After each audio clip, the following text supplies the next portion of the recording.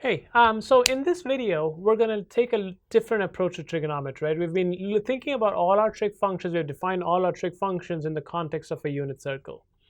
Well, now we're going to look at it in terms of something that you've seen before and probably are more familiar with, and that is using right triangles, right? So if you remember from school, you probably remember SOHCAHTOA. Well, we're going to look at that now, okay? But thinking about it, it's actually not that different from, that view of right triangle trigonometry actually also comes from the view of a unit circle, and let's look at it how. So let's say this is my unit circle.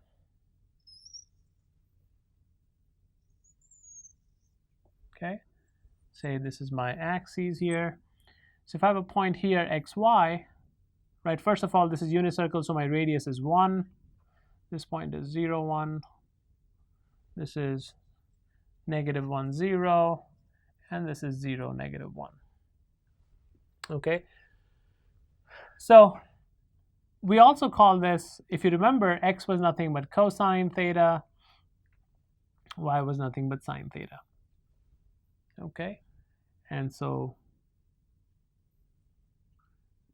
this is of length 1. Now think about it as, let's say this is my angle theta. Okay, and we said that x equals cosine theta, right? Or I can think about it as cosine theta is x over 1. Okay, so what does that mean? What is x? So x is this distance from the y-axis, right? So if I drop a perpendicular down here, here's my right triangle now, right? And this distance is going to be x. Okay, and remember what cosine theta? Well, look at cosine theta. Cosine theta is nothing but x over 1.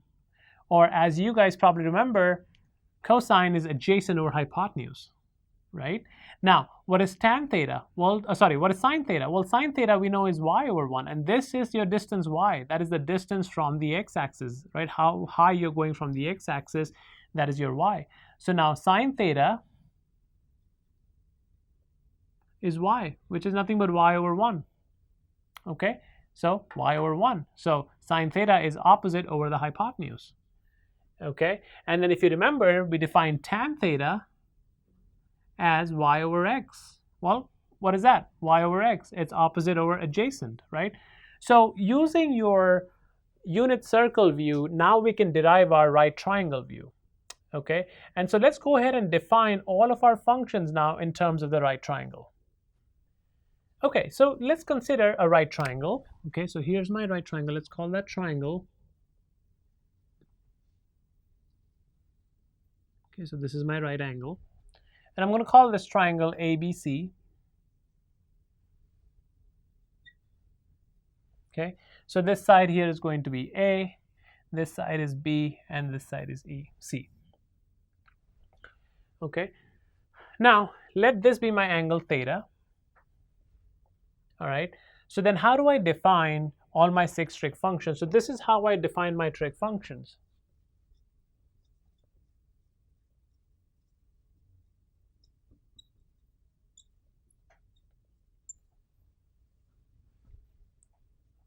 Sine theta is defined as the opposite side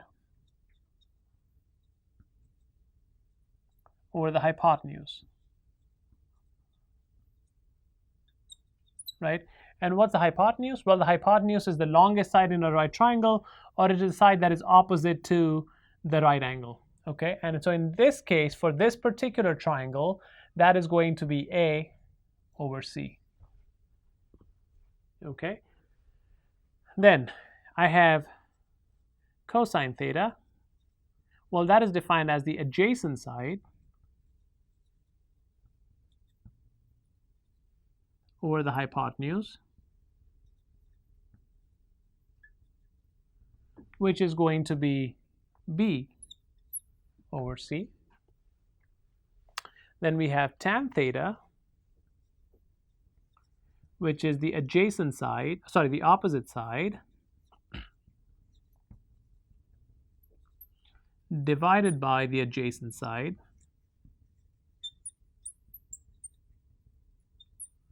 and that is given by opposite is A, adjacent is B, which is A over B. the function cosecant theta, well, it's 1 over sine theta, so that's going to be hypotenuse divided by the opposite,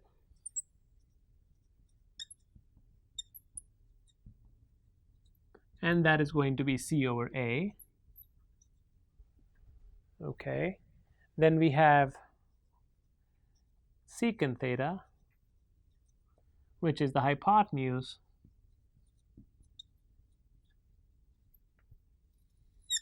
divided by the adjacent side, which is c over b. And finally, we have cotangent of theta, which is going to be the adjacent